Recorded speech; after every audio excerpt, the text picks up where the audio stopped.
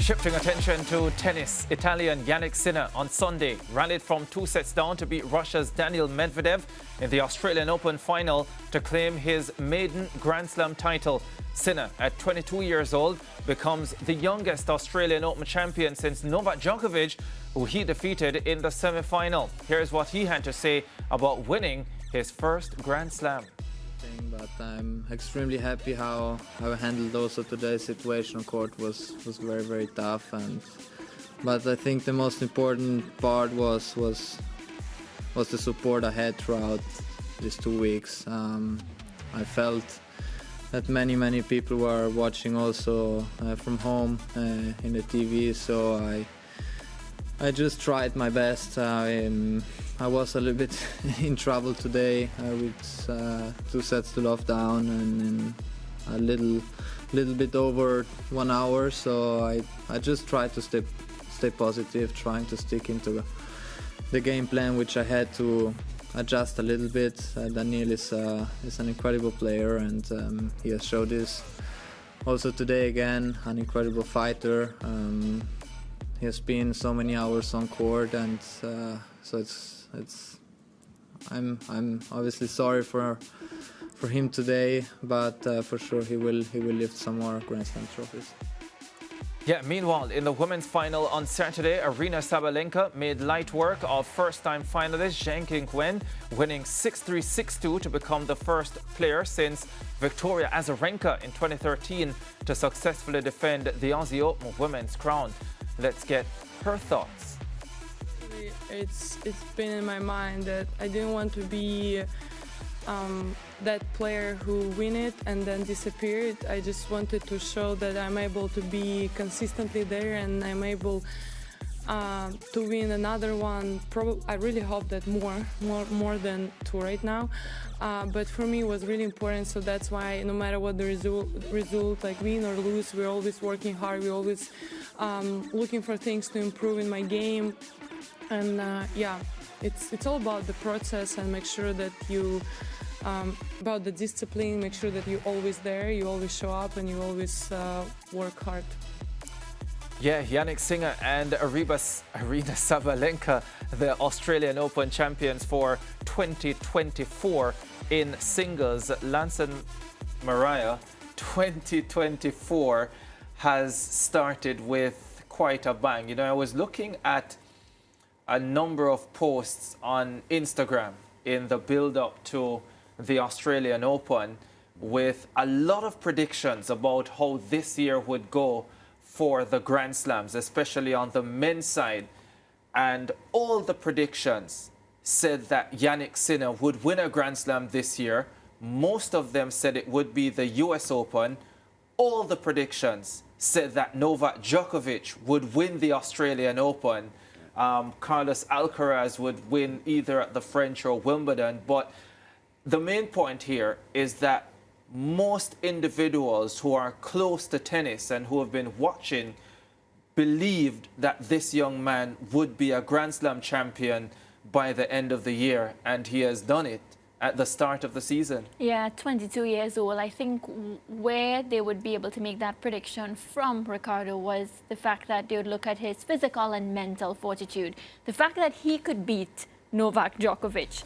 The fact that he went on after that, he garnered the confidence and he was able to go on and beat Daniil Medvedev, a player who I have a lot of time for too. I feel sorry for him because, of course, he lost in 2022 to Rafa Nadal. Then he comes on, he gets to the final again, and then he loses to a 22-year-old. But back to the point of Jannik Sinner, I think that mental and physical fortitude that he possesses will go a long way for him, because to go up against Novak Djokovic and defeat him, Ricardo, is something that this is another one that is only written in fairy tales, because for me, Novak Djokovic has dominated the tennis scene for quite some time. So I think we have a new star on the rise. And am I speaking too quick? No, Just because of the opponents just because of the opponents that he had to defeat along the way, the manner in which he did it, and he's now here receiving that Australian Open. So that's my take. By the way, don't mind me, Mariah. No, you're a tennis player, because so clearly he is expected to be one of the stars of the sport over the next few years, along with Carlos Alcaraz. Let's not forget him. I still personally believe that Carlos Alcaraz has the greatest upside of all the young players coming through, and I think ultimately Alcaraz will end up with more Grand Slams than a Jannik Sinner. Holger Rune, who is also coming through brilliantly, people expect to win Grand Slams as well. So I just wanted to get that out there, Lance. It's a beauty being an underdog and being young, because not too much pressure on you, and you go out there and you do what you've been. Yeah, well, the projections were solid for Sinner because it was evident that he was rising into a top force. And in Melbourne, he showed throughout the rounds that he would be hard to beat. He didn't drop a set until he beat Novak Djokovic in the semi-final. Yes. And that kind of performance told you that he was pretty solid going into the final. And after defeating Djokovic, I think most people felt that he could have won. Let's remember that this is the first Australian Open final in almost 20 years that didn't include either Federer, Djokovic or Rafa Nadal. Thanks, Lance. Really appreciate that reminder. I think I needed the reminder. Thank you. So with that crowd out of the way, it would have been a little hard. But I think based on his performance in Melbourne, as I said, he hadn't dropped a set until he met Novak Djokovic in the semi-final. The stage was set for him to probably win. Medvedev was shattered at the end of the match. I heard him in a post-match press conference saying that he was trying to find some positives out of three times. And to lose like that was very difficult for him. But because it's the second time, Lance. Yes. It's the second time he's losing the Australian Open final from 2 sets up. Yeah. I don't know how you get over that. Yeah. Also, he has a terrible record in finals. He's 1-5 in Grand Slam finals. That's a problem. Yeah, so it was tough. I heard him searching for the words after the defeat, Mariah and Ricardo, because he was trying to say, well, you know what? It's better to lose better to go to a final and lose than to not go to the final at all. Yeah, that was all he could come up with. But you could hear that he was really shattered with this latest defeat. What about Arena? Before you get to Arena, I want to put you guys on the spot. No. Who do you think will win more Grand Slams this year? Djokovic, Sinner, or Carlos Alcaraz? This year. I think the safest bet is Djokovic, and you know me, I go for the safer I bets. feel I'm not Alcaraz. saying it has to happen, but Alcaraz. he's still the best player in Alright. the world, isn't he? Touch me, Mariah. I'm a risk taker, though. Touch me, Mariah. I just did it. Yeah, but they didn't see. Ricardo's comment is coming because he's a Rafa Nadal fan, so he's a Djokovic. Is it? Yes. You're a Djokovic hater. So emotionally, I am, you but do, that's not you why do my, not that's want... not why my comment. That's not why I made that comment. I find it hard to separate it. Well, that's you. Sabalenka, she won back-to-back titles, which is fantastic. First woman to do it since Victoria Azarenka, 2012, 2013. And the dominance that she displayed, Lance and Mariah, was just fantastic because she dropped, I think, just 31 or 32 games for the entire tournament, did not drop a set for the entire tournament. Only Coco Gauff got more than 4 games in a set, and only, if I remember correctly, only your favorite player, Lance Whitaker, Ash Bartley, has dropped fewer games in winning this title in at least the last 30 years. Ash Bartley is my favorite player. Yes. How did he come up? Where did Lance, that you come told from? me this.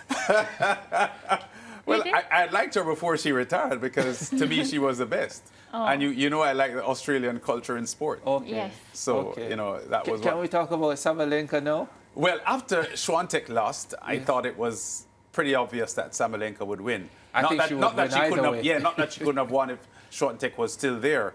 But I think the path was made easier with Swiatek being knocked out. And Rybakina knocked out as well, she was in the final with last year. Yeah. Yeah. Well, 25-year-old getting back to back. Yeah. Top stuff. And I don't want her to be one of those tennis players where you announce yourself on the stage and then you never hear of them. She's not. And it She's happens been often. coming, you know. She's Yeah. been coming for a while. Quickly, just borrowing 30 seconds. I remember before I came on the show, Lance,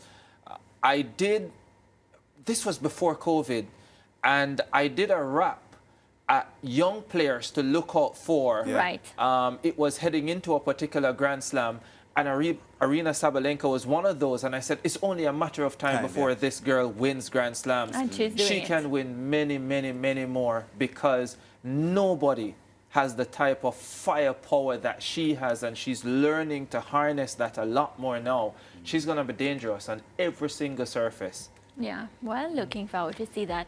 Let's take a quick break and then we come back with my favorite segment, Interactive.